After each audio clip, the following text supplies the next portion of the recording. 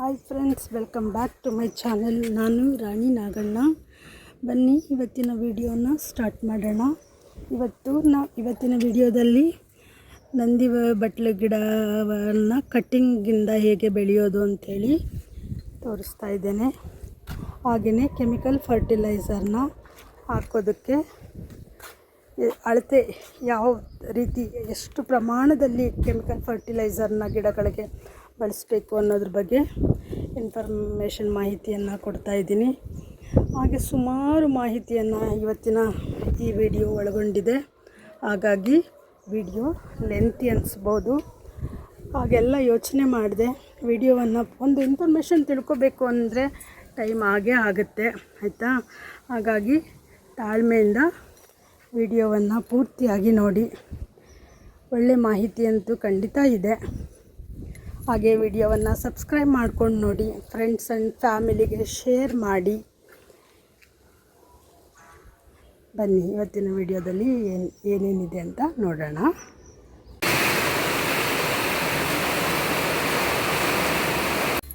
ಹಾಗೆ ನಮ್ಮ ಸಕ್ಯುಲೆಂಟ್ ಗಿಡಗಳು ತುಂಬ ಬೇಬಿ ಪ್ಲ್ಯಾಂಟ್ಸ್ ಎಲ್ಲ ಬರ್ತಾ ಇದೆ. ಇವಾಗೆಲ್ಲ ಮಳೆಗಾಲ ಅಲ್ವಾ, ಹಾಗಾಗಿ ಒಳ್ಳೊಳ್ಳೆ ಬೇಬಿ ಪ್ಲ್ಯಾಂಟ್ಸ್ಗಳು ಸಖತ್ ಬರ್ತಾ ಇದೆ. ನೋಡಿ ಖುಷಿ ಆಯಿತು. ಅಂದರೆ ಇವೆಲ್ಲ ಮಳೆಗೆ ಡೈರೆಕ್ಟಾಗಿ ಮಳೆಗೆ ಮತ್ತು ಬಿಸಿಲಿಗೆ ಇದೆ. ಇವಕ್ಕೆಲ್ಲ ಏನು ಸ್ಪೆಷಲ್ ಜಾಗ ಕೊಟ್ಟೇನು ಇಟ್ಕೊಂಡಿಲ್ಲ, ಹಾಗಾಗಿ ಚೆನ್ನಾಗಿದೆ. ಎಲ್ಲ ಮಾತ್ರ ಬೇಬಿ ಪ್ಲ್ಯಾಂಟ್ಸ್ ತುಂಬ ಹಾಕಿದ್ದಾರೆ. ಸ್ಟೆಮ್ಮಲ್ಲಿ ಉದ್ದಕ್ಕೂ ಬೇಬಿ ಪ್ಲ್ಯಾಂಟ್ಸ್ ಬರ್ತಾಯಿದೆ.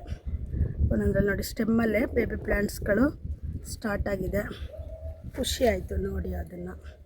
ಅದಕ್ಕೆ ನಿಮಗೂ ತೋರಿಸೋಣ ಅಂತ ತೋರಿಸ್ತಾ ಇದ್ದೀನಿ. ನೋಡಿ ಎಷ್ಟೊಂದು ಬೇಬಿ ಪ್ಲ್ಯಾಂಟ್ಸ್ ಬಂದಿದೆ ಮಳೆಗಾಲ ಆಗಿರೋದ್ರಿಂದ.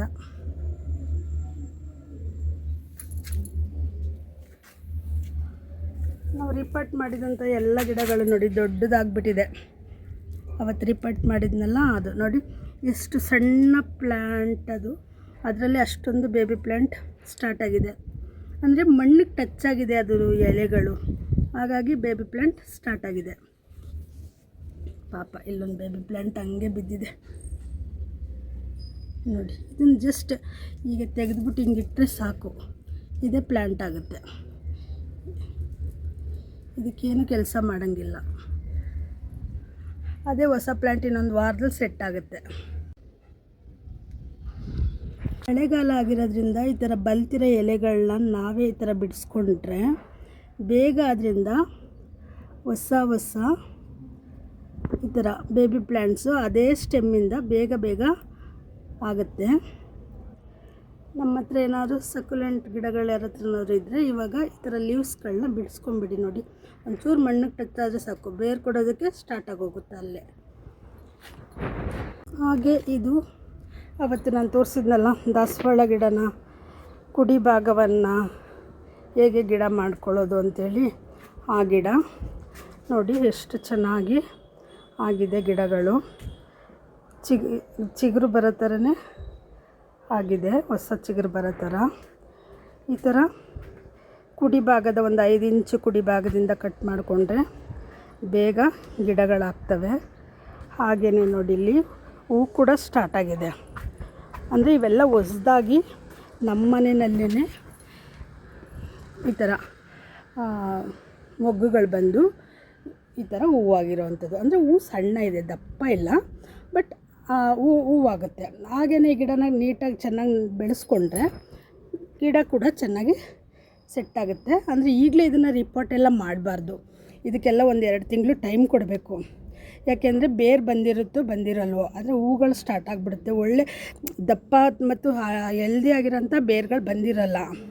ನಾವು ಈಗಲೇ ಇನ್ನೇನು ಹೂ ಬಿಡ್ತು ಅಂಥೇಳಿ ಇದನ್ನು ಬೇರೆ ಪಾಟ್ಗೆಲ್ಲ ಶಿಫ್ಟ್ ಮಾಡಬಾರ್ದು. ಇಲ್ಲೇ ಇಟ್ಟು ಇದನ್ನು ಇನ್ನೊಂದು 2-3 ತಿಂಗಳಾದ್ರೂ ಅಟ್ಲೀಸ್ಟ್ ಆಗೋವರೆಗೆ ನಾವು ಇದೇ ಪಾಟಲ್ಲಿ ಈ ಗಿಡನ ಬೆಳೆಸಬೇಕು.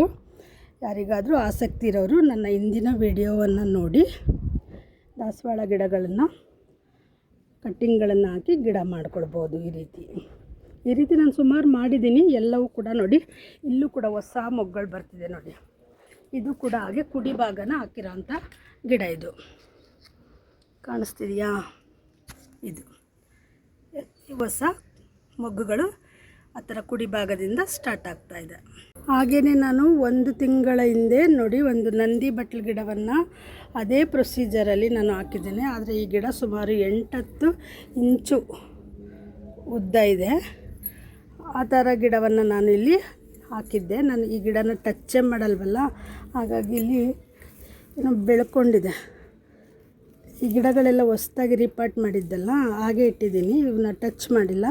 ಹಾಗಾಗಿ ಗೋರ್ಕ ಕಟ್ಕೊಂಡಿದೆ. ಬಟ್ ನೋಡಿ, ಈ ಗಿಡನೂ ಅಷ್ಟೇ, ಎಲೆಗಳೆಲ್ಲ ಉದುರಿ ನಮ್ಮ ಮನೆಯಲ್ಲಿ ಹೊಸ ಕುಡಿಗಳೆಲ್ಲ ಬಂದಿರೋದು. ಈ ಎಲೆಗಳೆಲ್ಲ ಹೊಸದಾಗಿ ಕುಡಿ ಭಾಗ ಎಲ್ಲ ಬಂದಿರೋದು, ಮತ್ತು ಹೂವು ಕೂಡ ಬರ್ತಾಯಿದೆ. ನಾನು ಇದೇ ರೀತಿ ಕಟ್ಟಿಂಗ್ನ ಹಾಕೋದನ್ನ ಇವಾಗ ತೋರಿಸ್ತೀನಿ. ನೋಡಿ, ಇಲ್ಲೂ ಕೂಡ ಹಾಕಿದ್ದೀನಿ ನಂದಿವರ ಕಟ್ಟಿಂಗ್ನ. 2 ಗಿಡ ಇದೆ ನೋಡಿ. ಹಾಗೆ ಈ ಕಟ್ಟಿಂಗು ನಂದ ಗಣಗ್ಲೆ ಕಟ್ಟಿಂಗು ಒಂದು 6 ತಿಂಗಳು ಆಗಿದೆ ಇದು ಹಾಕಿ. ಫೆಬ್ರವರಿಯಲ್ಲಿ ಇದನ್ನ ನಾನು ಕಟ್ಟಿಂಗ್ ಹಾಕಿದ್ದು. ಗಿಡ ನೋಡಿ ಎಷ್ಟು ದೊಡ್ಡದಾಗಿ ಬುಷಿಯಾಗಿ ಚೆನ್ನಾಗಿ ಆಗಿದೆ. ಆದರೆ 6 ತಿಂಗಳಲ್ಲಿ, 6 ಅಂದರೆ 4-5 ತಿಂಗಳಲ್ಲಿ ಇದು ಹೂ ಬಿಡೋ ಥರ ಆಗಿದೆ. ಗಣಗ್ಲೆ ಗಿಡ 5-6 ತಿಂಗಳಿಗೆಲ್ಲ ಹೂ ಕೊಡೋದಕ್ಕೆ ಸ್ಟಾರ್ಟ್ ಆಗುತ್ತೆ. ಹೊಸ ಗಿಡ ಹೊಸದಾಗಿ ಹೂ ಬಿಡೋದಕ್ಕೆ ಸ್ಟಾರ್ಟ್ ಆಗಿದೆ. ಇದೆಲ್ಲ ನೋಡಿದಾಗ ಖುಷಿ ಅನಿಸುತ್ತೆ. ಸೇಮ್ ಅದ್ರ ಜೊತೆ ಗಿಡನೇ ಮಳೆ ಜಾಸ್ತಿಯಾಗಿ ನೋಡಿ ಈ ಥರ ಎಲೆಗಳೆಲ್ಲ ಎಲ್ಲೋ ಹಾಕಿ ಉದುರ್ತಾ ಇರುತ್ತೆ. ಇದಕ್ಕೆಲ್ಲ ಏನು ಮೆಡಿಸನ್ ಅಂತೇನು ಇರಲ್ಲ.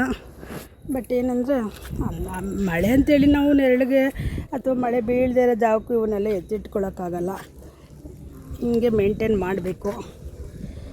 ಅದು ಬಿಸಿಲು ಬಂದಿದೆ 1-2 ದಿವಸದಿಂದ, ಹಾಗಾಗಿ ಒಳ್ಳೆ ಹೂವು ಮೊಗ್ಗು ಎಲ್ಲ ಇದೆ ಇದರಲ್ಲಿ. ಗುಲಾಬಿ ಗಿಡಗಳಲ್ಲಿ ಹೂ ಬಿಟ್ಟು ಮುಗಿದ ನಂತರ ಈ ಥರ ಒಣಗಿದ ಕಡ್ಡಿಗಳನ್ನು ಈ ಥರ ಬಿಟ್ಕೋಬಾರ್ದು. ಇವನ್ನೆಲ್ಲ ಆವಾಗವಾಗ ತೆಗೆದು ಬಿಡಬೇಕು.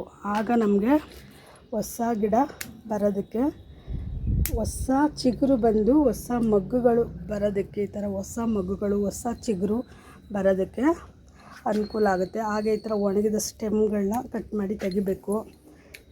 ಗುಲಾಬಿ ಗಿಡನ ಕೇರಾಗಿ ನೋಡಿಕೊಂಡ್ರೆ ಮಾತ್ರ ಒಳ್ಳೆ ಹೂ ಪಡೆಯೋದಕ್ಕೆ ಆಗೋದು. ನೋಡಿ, ಇವಾಗ ಇದು ಹೂವೆಲ್ಲ ಉದುರಿದೆ. ಇವಾಗ ನಾನು ಈ ಕಡ್ಡಿನ ನೋಡಿ ಇಲ್ಲಿ ಕಟ್ ಮಾಡ್ತೀನಿ. 1-2 ಗಿಣ್ಣನ್ನು ಬಿಟ್ಟು ಕೆಳಗಡೆ ಕಟ್ ಮಾಡ್ತೀನಿ. ಆಗ ಆರೋಗ್ಯವಂತ ಚಿಗುರು ಬರುತ್ತೆ. ನೋಡಿ, ಈ ಥರ ಡೆಡ್ ಸ್ಟೆಮ್ಗಳಿರುತ್ತೆ. ಇವನ್ನ ಇಲ್ಲಿಲ್ಲೇ ಕಟ್ ಮಾಡಿಬಿಡ್ಬೇಕು, ಇಷ್ಟು ಸಣ್ಣದಾಗಿರುವಾಗಲೇ. ಆಗ ಗುಲಾಬಿ ಗಿಡ ಆರೋಗ್ಯವಾಗಿ ಇರುತ್ತೆ. ಚೆಕ್ ಮಾಡ್ಕೋಬೇಕು ನಾವು ಆವಾಗವಾಗ, ಎಲ್ಲರೂ ಈ ಥರ ಇರುತ್ತಾ. ಡೆಡ್ ಸ್ಟೆಮ್ಗಳು ಸ್ಟಾರ್ಟ್ ಅಂದರೆ ಬಂದೇ ಬರುತ್ತೆ ಗುಲಾಬಿ ಗಿಡಗಳಲ್ಲಿ ಡೆಡ್ ಸ್ಟೆಮ್ಮು. ಆದರೆ ನಾವು ಚೆಕ್ ಮಾಡೋದು ಕಟ್ ಮಾಡ್ಕೋಬೇಕು. ಗಮನಿಸ್ದೆ ಬಿಟ್ಟಿರೋದ್ರಿಂದ ನೋಡಿ, ಇಲ್ಲಿ ಒಂದು ಸ್ಟೆಮ್ಮೆ ಒಣಗಿದೆ. ಈ ಥರ ಬಿಟ್ಬಿಟ್ರೆ ಇಡೀ ಗಿಡನೇ ಒಂದೊಂದು ಸ್ಟೆಮ್ ಆಗಿ ಒಣಗಿ ಬಂದು ಇಡೀ ಗಿಡನೇ ಒಣಗೋದಕ್ಕೆ ಸ್ಟಾರ್ಟ್ ಆಗುತ್ತೆ. ನೋಡಿ, ಇಲ್ಲೂ ಹಾಗೆ ಆಗಿದೆ. ನಾವು ಪದೇ ಗಮನಿಸ್ತಾ ಇರಬೇಕು. ಬಟ್ 1-2 ಗಿಡ ಇದ್ದರೆ ಗಮನಿಸ್ಬೋದು, ಇಲ್ಲಾಂದರೆ ಸ್ವಲ್ಪ ಕಷ್ಟ ಆಗುತ್ತೆ. ನೋಡಿ, ಈ ಥರ ತೆಗೆದು ಬಿಡಬೇಕು. ಆಗ ಗಿಡಗಳಲ್ಲಿ ಒಳ್ಳೆ ಹೂವು ನೋಡೋದಕ್ಕೆ ಸಾಧ್ಯ. ಇದನ್ನಂತೂ ರೋಸ್ ಪ್ಲ್ಯಾಂಟ್ಸ್ಗಳಂತೂ ಆವಾಗವಾಗ ಕಟ್ ಮಾಡ್ತಾನೆ ಇರಬೇಕು, ಪ್ರೂನಿಂಗ್ ಮಾಡ್ತಾನೆ ಇರಬೇಕು. ನೆಲದಲ್ಲಿರೋದನ್ನೆಲ್ಲ ಹಿಂಗೆಲ್ಲ ಏನು ಮಾಡೋಂಗಿಲ್ಲ. ಇದರಲ್ಲಿ ಪಾಟಲ್ಲಿರೋವನ್ನ ಮಾತ್ರ ಪ್ರೂನಿಂಗ್ ಮಾಡಿ ಫರ್ಟಿಲೈಸರ್ ಕೊಡ್ತಾನೆ ಇರಬೇಕು. ಆಗ ಒಳ್ಳೆ ಹೂವು ನೋಡೋದಕ್ಕೆ ಸಾಧ್ಯ. 10 ಡೇರಿಯಾ ಗಿಡನ ಬೀಜಗಳನ್ನ ಊತಿದ್ದೆ. ಎಲ್ಲ ಗಿಡಗಳು ಏನು ಬಂದಿಲ್ಲ, ಬರೀ ಇದು 4 ಗಿಡ ಮಾತ್ರ ಬಂದಿದೆ. ನೋಡೋಣ ಎಷ್ಟು ಗಿಡ ಬರುತ್ತೆ ಅಂತ ಮುಂದೆ ಇದರದ್ದು ಅಪ್ಡೇಟ್ ತೋರಿಸ್ತೇನೆ. ಆದರೆ ಇದು 4 ಗಿಡ ಚೆನ್ನಾಗಿದೆ. ನಾನು ಕಟ್ಟಿಂಗ್ಸ್ನ ಹಾಕೋದಕ್ಕೆ ಮಣ್ಣು ಮತ್ತು ಸ್ವಲ್ಪ ಕುರಿ ಗೊಬ್ಬರನ ತಗೋತಾ ಇದ್ದೀನಿ. ಜಾಸ್ತಿ ತೊಗೋಬಾರ್ದು, ತುಂಬ ಫರ್ಟಿಲೈಸರೆಲ್ಲ ಹಾಕಬಾರ್ದು. ಫಂಗಿಸೈಡಾಗಿ ಬೇವಿನ ಹಿಂಡಿಯನ್ನು ನಾನು ಬಳಸ್ತಾ ಇದ್ದೀನಿ. 3 ಚೆನ್ನಾಗಿ ಮಿಕ್ಸ್ ಮಾಡ್ಕೋತಾ ಇದ್ದೀನಿ.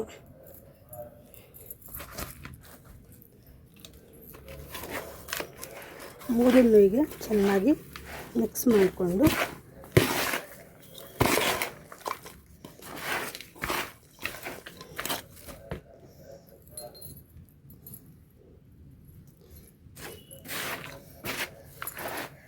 ಚೆನ್ನಾಗಿ ಮಿಕ್ಸ್ ಮಾಡಿಕೊಂಡು ಪಾಟ್ಗಳಿಗೆ ತುಂಬಿಸೋಣ.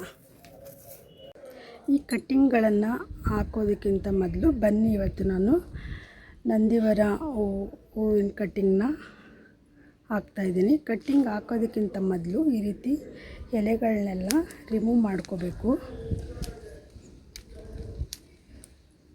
ಹಾಗೆ ಕಟ್ಟಿಂಗ್ನ ಆಯ್ಕೆ ಮಾಡಿಕೊಳ್ಳುವಾಗ ಈ ರೀತಿ ಗಿಣ್ಣುಗಳು ಇರಬೇಕು. ಇದು ಮಣ್ಣಿನಲ್ಲಿ ಹೋಗುವಂತಹ ಭಾಗ ಇದು. ಆಗ ಬೇರು ಬರೋದಕ್ಕೆ ಗಿಣ್ಣುಗಳಿದ್ದರೆ ಬೇರು ಬೇಗ ಬರೋದಕ್ಕೆ ಅನುಕೂಲ ಆಗುತ್ತೆ.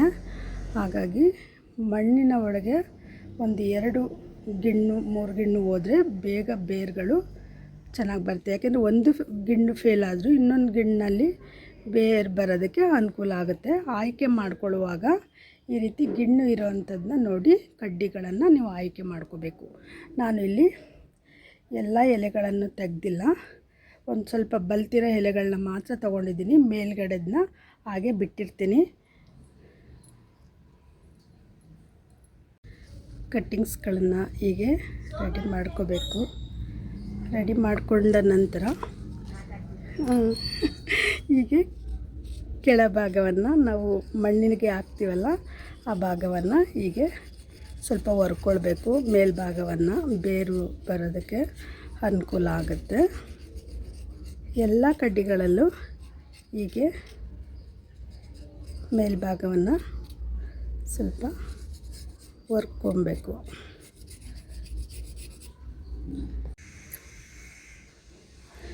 ಕಡ್ಡಿಗಳನ್ನು ಈ ರೀತಿ ಹೊರ್ಕೊಂಡ ನಂತರ ನಾನು 2 ಇಂಚು 2.5 ಇಂಚಷ್ಟು ಹುರಿದಿದ್ದೀನಿ.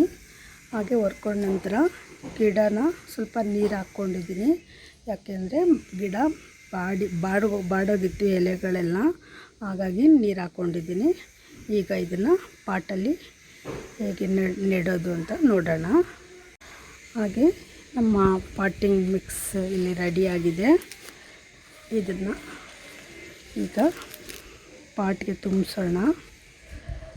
ಪಾಟಿಂಗ್ ಮಿಕ್ಸ್ನ ತಗೊಳ್ಳುವಾಗ ತುಂಬ ಗೊಬ್ಬರವನ್ನು ಮೊದಲೇ ಆ್ಯಡ್ ಮಾಡಬಾರ್ದು. ಕಟ್ಟಿಂಗ್ಸ್ಗಳನ್ನು ನೆಡುವಾಗ ಮೀಡಿಯಮ್ ಗೊಬ್ಬರ ಇದ್ದರೆ ಸಾಕು. ಇದರಲ್ಲಿ ಕುರಿಪಿಕೆ ಮತ್ತು ಫಂಗಿಸೈಡಾಗಿ ಬೇವಿನ ಹಿಂಡಿಯನ್ನು ಬಳಸಿದ್ದೇನೆ. ಇದರಲ್ಲಿ ಆಲ್ರೆಡಿ ಕೊಕೊಫಿಟ್ ಕೂಡ ಮಿಕ್ಸ್ ಆಗಿದೆ.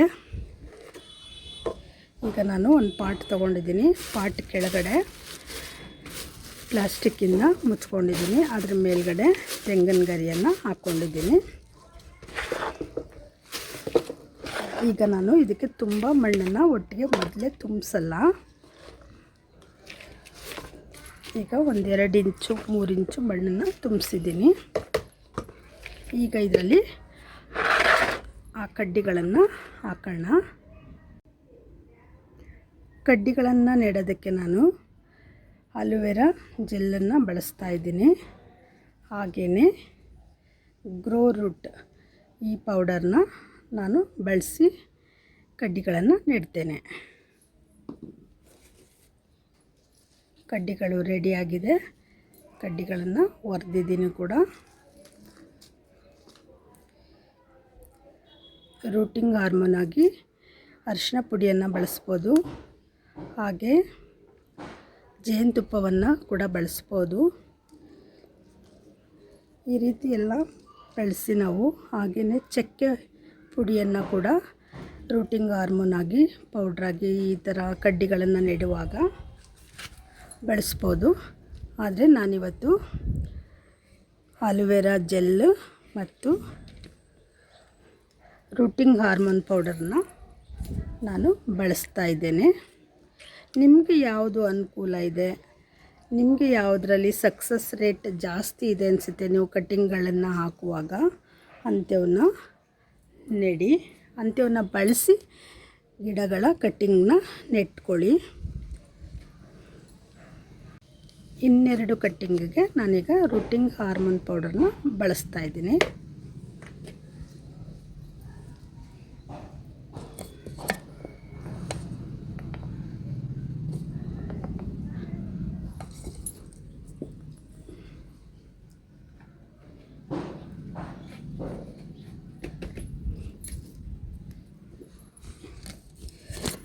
ರೂಟಿಂಗ್ ಹಾರ್ಮೋನ್ ಪೌಡರನ್ನ ಬಳಸೋದ್ರಿಂದ ಬೇಗ ರೂಟ್ಗಳು ಡೆವಲಪ್ ಆಗ್ತವೆ ಅಂಥೇಳಿ ರೂಟಿಂಗ್ ಹಾರ್ಮೋನ್ ಪೌಡರ್ನ ನಾನು ಆನ್ಲೈನಿಂದ ತರಿಸ್ಕೊಂಡಿದ್ದೀನಿ. ಅದನ್ನು ಬಳಸ್ತಾ ಇದ್ದೀನಿ.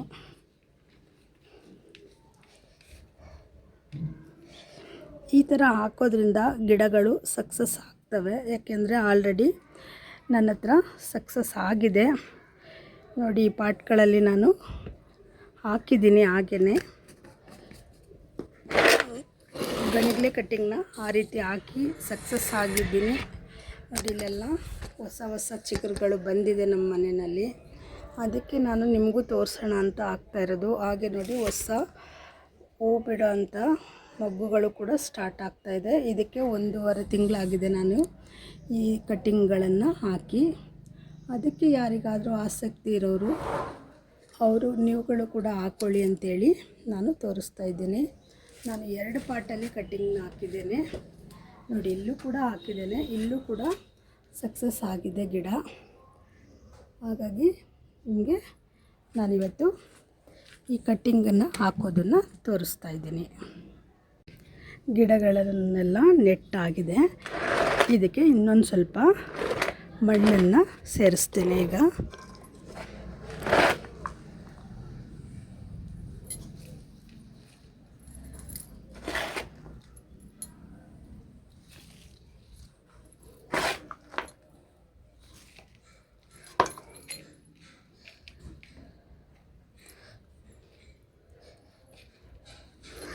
ಈ ಥರ ನೆಟ್ಟ ನಂತರ ಕಡ್ಡಿಗಳನ್ನು ಯಾವುದೇ ಕಾರಣಕ್ಕೂ ಮತ್ತೆ ಅಲುಗಾಡಿಸ್ಬಾರ್ದು. ತಿಂಗಳಾನ್ಗಟ್ಟಲೆ ಅಲುಗಾಡಿಸ್ಬಾರ್ದು. ಆಗ ರೂಟ್ಗಳು ಬರೋದಕ್ಕೆ ಅನುಕೂಲ ಆಗುತ್ತೆ.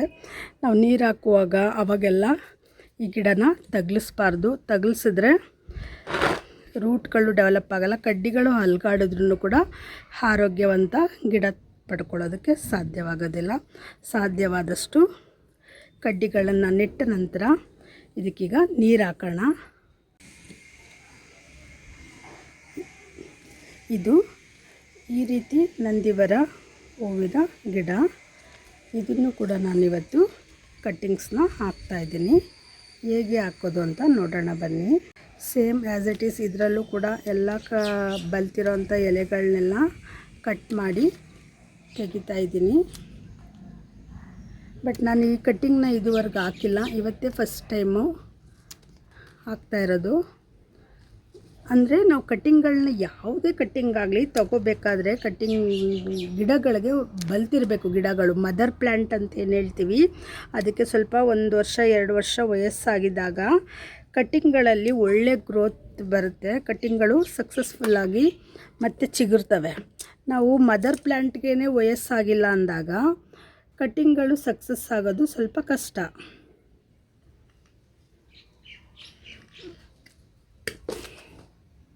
ಈ ಕಡ್ಡಿನೂ ಕೂಡ ಅದೇ ರೀತಿ ಕೆಳಭಾಗನ ಹೊರ್ಕೊಂಡಿದ್ದೀನಿ. ಇದಕ್ಕೂ ಕೂಡ ನಾನು ಮಾಮೂಲಿ ಅಲೋವೆರಾ ಜೆಲ್ನ ಬಳಸ್ತಾ ಇದ್ದೀನಿ. ಯಾವುದೇ ರೀತಿ ಇನ್ಫೆಕ್ಷನ್ ಆಗಬಾರ್ದು ಅಂಥೇಳಿ ನಾನು ಸ್ವಲ್ಪ ಹಿಂಗೆ ಅಪ್ಲೈ ಮಾಡ್ಕೊಳ್ಳೋದು ನನ್ನ ಅಭ್ಯಾಸ. ಹಾಗೆ ಕಡ್ಡಿಗೆಲ್ಲ ಸ್ವಲ್ಪ ಅಲೋವೆರಾ ಜೆಲ್ನ ಅಪ್ಲೈ ಮಾಡ್ತಾಯಿದ್ದೀನಿ. ಹಿಂಗೆ ಅಪ್ಲೈ ಮಾಡ್ಕೊಳ್ಳಿ, ಆಗ ರೋಗ ಬರಲ್ಲ ಕಡ್ಡಿಗಳಿಗೆ, ಬೇಗ ಅಟ್ಯಾಕ್ ಆಗಲ್ಲ. ನಾನು ಅಲೋವೆರಾ ಜೆಲ್ನ ಅಪ್ಲೈ ಮಾಡಿಕೊಂಡು ನಾನು ಇದೇ ಪಾಟ್ಗೆ ಈ ಗಿಡ ಕೂಡ ಹಾಕ್ತೀನಿ. ಅದಕ್ಕೋಸ್ಕರನೇ ನಾನು ದೊಡ್ಡ ಪಾಟ್ನ ಕಟ್ಟಿಂಗ್ ಹಾಕೋದಕ್ಕೆ ತೊಗೊಂಡಿದ್ದೀನಿ. ಎಲ್ಲದಕ್ಕೂ ಒಂದೊಂದು ಪಾಟ್ ಕೊಡೋದಕ್ಕಾಗಲ್ಲ. ಪಾಟ್ ಕೊಟ್ಟಮೇಲೆ ಅದಕ್ಕೆ ಜಾಗನೂ ಕೊಡಬೇಕಲ್ವ, ಹಾಗಾಗಿ ಅದು ಕಷ್ಟ ಆಗುತ್ತೆ. ಅದಕ್ಕೆ ನಾನು ಒಂದೇ ಪಾಟಲ್ಲಿ ಕಟ್ಟಿಂಗ್ಗಳನ್ನು ಹಾಕ್ತಾಯಿದ್ದೀನಿ. ಈ ಎಲೆಗಳಿದೆಯಲ್ಲ, ಇದು ಆಮೇಲೆ ಆಟೋಮೆಟಿಕ್ಕಾಗಿ ಇದೇ ಹಣ್ಣಾಗಿ ಉದುರೋಕ್ಕೆ ಸ್ಟಾರ್ಟ್ ಆಗುತ್ತೆ. ನಾನು ಸ್ವಲ್ಪ ಮಾತ್ರ ಎಲೆಗಳನ್ನ ರಿಮೂವ್ ಮಾಡಿರೋದು, ಇನ್ನೊಂದು ಸ್ವಲ್ಪ ಹಂಗೆ ಬಿಟ್ಟಿದ್ದೀನಿ. ಯಾಕೆ ಗೊತ್ತಾ, ಸ್ವಲ್ಪ ಬಿಸಿಲು ಗಾಳಿ ಮಳೆ ಏನಾದರೂ ಆದ್ರೂ ಸ್ವಲ್ಪ ಅದು ಕೂಡ ತಡ್ಕೊಳ್ಳುತ್ತೆ. ಆ ಥರ ಎಲೆ ಇರೋದ್ರಿಂದ ಸ್ವಲ್ಪ ಸಹಿಸ್ಕೊಳ್ಳುತ್ತೆ. ಇನ್ನೊಂದಕ್ಕೆ ನಾನು ರೂಟಿಂಗ್ ಹಾರ್ಮೋನ್ ಪೌಡರ್ನ ಬಳಸ್ತಾ ಇದ್ದೀನಿ.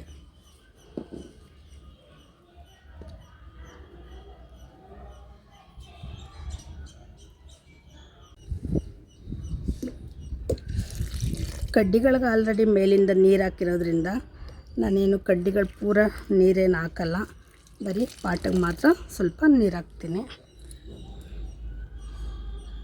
ಹೀಗೆ ನೆಟ್ಟಂತಹ ಕಡ್ಡಿಗಳನ್ನು ಬಿಸಿಲು ಬೀಳದೇ ಇರೋಂಥ ಜಾಗಗಳಲ್ಲಿ ಸೇಫಾಗಿ ನೆರಳಿರೋ ಅಂಥ ಕಡೆ ಇಟ್ಕೋಬೇಕು. ನಾನಿವತ್ತು ಸ್ವಲ್ಪ ಕೆಮಿಕಲ್ ಫರ್ಟಿಲೈಸರ್ನ ಗಿಡಗಳಿಗೆ ಕೊಡ್ತಾಯಿದ್ದೀನಿ. NPK ಮತ್ತು ಯೂರಿಯಾವನ್ನು ಕೊಡ್ತಾಯಿದ್ದೀನಿ. ಅದನ್ನು ನಿಮಗೆ ತೋರಿಸ್ತಾ ಇದ್ದೀನಿ, ಯಾವ ಪ್ರಮಾಣದಲ್ಲಿ ಎಷ್ಟು ಕೊಡ್ತೇನೆ ಅಂತೇಳಿ ತೋರಿಸ್ತಾ ಇದ್ದೇನೆ. ನಾನಿವತ್ತು ಸ್ವಲ್ಪ ಗಿಡಗಳಿಗೆ ಮಾತ್ರ ಕೊಡ್ತಾ ಇರೋದು, ಹೊಸದಾಗಿ ಹಾಕಿದಂಥ ಗಿಡಗಳಿಗೆ ಕೊಡ್ತಾಯಿದ್ದೀನಿ. ಈ ರೀತಿ ಎರಡನ್ನೂ ಸಮ ಪ್ರಮಾಣದಲ್ಲಿ ನಾನು ತೊಗೊಂಡಿದ್ದೀನಿ. ತೊಗೊಂಡು ಈ ರೀತಿ ನೀಟಾಗಿ ಮಿಕ್ಸ್ ಮಾಡ್ಕೊಳ್ಳಿ.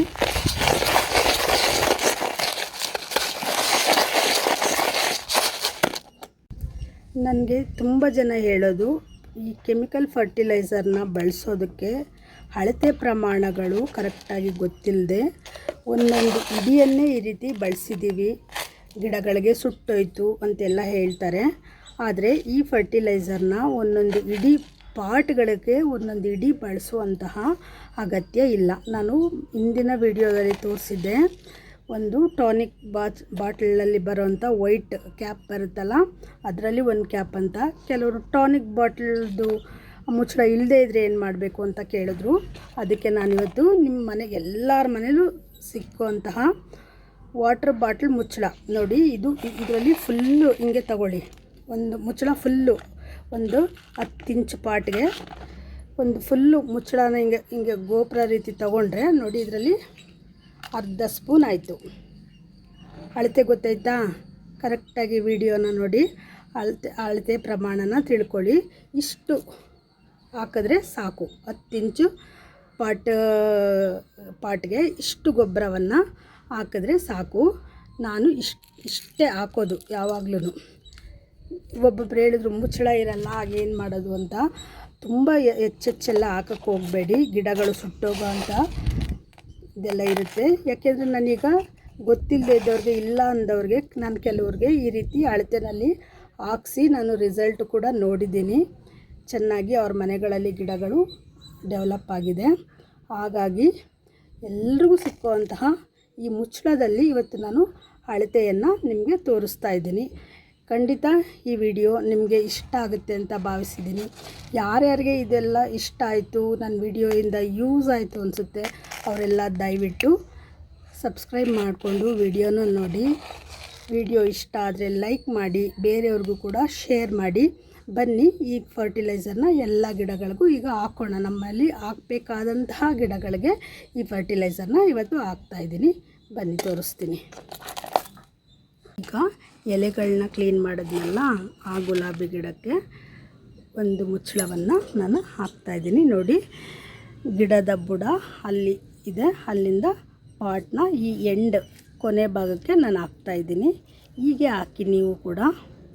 ಸ್ವಲ್ಪ ಗಿಡಗಳಿದ್ದರೆ ನೋಡಿ ಹಿಂಗೆ ಫರ್ಟಿಲೈಸರ್ನ ಮುಚ್ಚಿ, ಸ್ವಲ್ಪ ಪಾಟ್ಗಳಿದ್ರೆ, ಜಾಸ್ತಿ ಪಾಟಿದ್ರೆ ನಾನೇನು ಜಾಸ್ತಿ ಗಿಡಗಳಿಗೆ ಹಾಕೋದಿನ ಈ ಥರ ಎಲ್ಲ ಮುಚ್ಚಲ್ಲ. ಬಟ್ ಇದ್ರ ಮೇಲೆ ನೀರು ಹಾಕಬೇಕು ಇವಾಗ.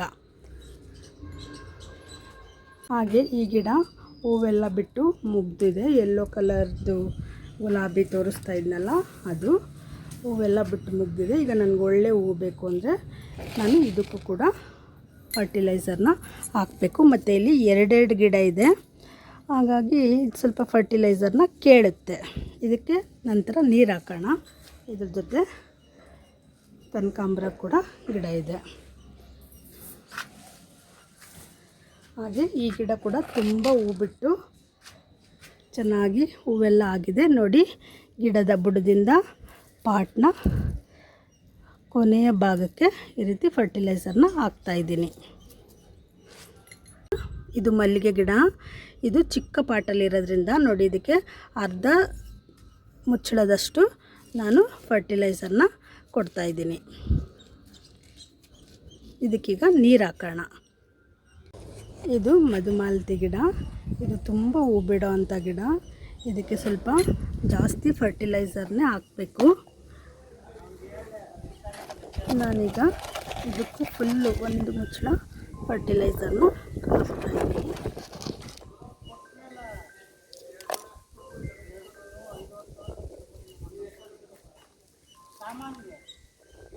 ದಾಸವಾಳ ಗಿಡ, ಅದಕ್ಕೂ ಕೂಡ ಇದಕ್ಕೆ ರೋಗ ಬಂದಿದೆ ಅಂಥೇಳಿ ತುಂಬ ದಿವಸದಿಂದ ಫರ್ಟಿಲೈಸರ್ ಹಾಕಿರಲಿಲ್ಲ. ಅದಕ್ಕೂ ಕೂಡ ಒಂದು ಮುಚ್ಚಳ ಫರ್ಟಿಲೈಸರ್ನ ಹಾಕ್ತಾಯಿದ್ದೀನಿ.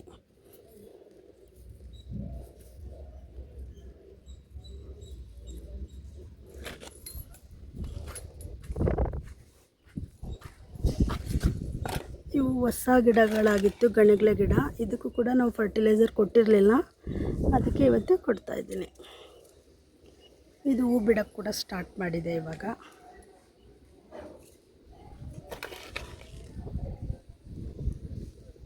ಎರಡೂ ಗಿಡಕ್ಕೂ ಫರ್ಟಿಲೈಸರ್ ಕೊಡ್ತಾಯಿದ್ದೀನಿ. ಕಳೆ ಗಿಡನ ಎಲ್ಲ ತೆಗೆದು ಬಿಡೋಣ, ಇಲ್ಲಾಂದರೆ ಅದೇ ಎಲ್ಲ ಫರ್ಟಿಲೈಸರ್ನು ತಿಂದ್ಕೊಳ್ಳುತ್ತೆ. ಫರ್ಟಿಲೈಸರ್ ಹಾಕಿದ ನಂತರ ಫರ್ಟಿಲೈಸರ್ ಹಾಕಿದಂತಹ ಗಿಡಗಳ ಎಲ್ಲ ನೀರು ಹಾಕ್ತಾಯಿದ್ದೀನಿ. ಹೀಗೆ ನೀರು ಹಾಕಲೇಬೇಕು.